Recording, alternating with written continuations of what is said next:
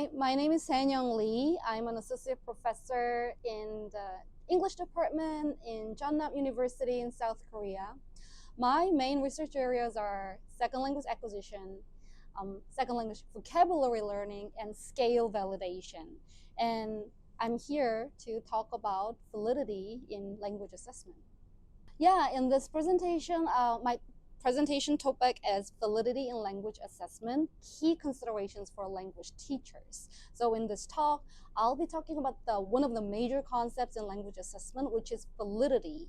And in simple language, it has to do with the extent to which a test or assessment measures what it's supposed to measure.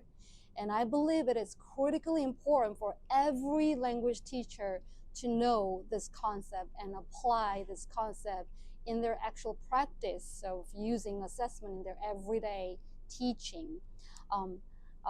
Because I think that the way students are tested and assessed directly impacts the way they study and way they learn language, but not just the way they learn language, but also what they learn and what they study, and also how the teachers teach.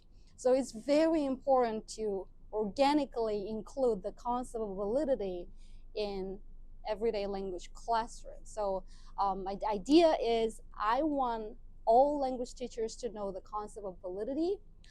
I don't think it's only for language testers, but it's actually for every educator. So I want to spread the idea of validity and how to apply the principle of validity in language assessment in the classroom.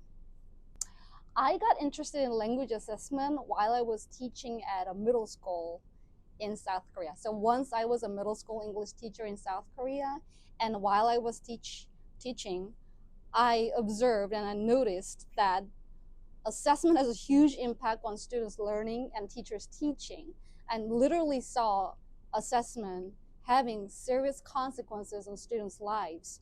So that's when I realized, oh, this is a really, really important business, and nobody should take assessment lightly. So we should design assessment very carefully.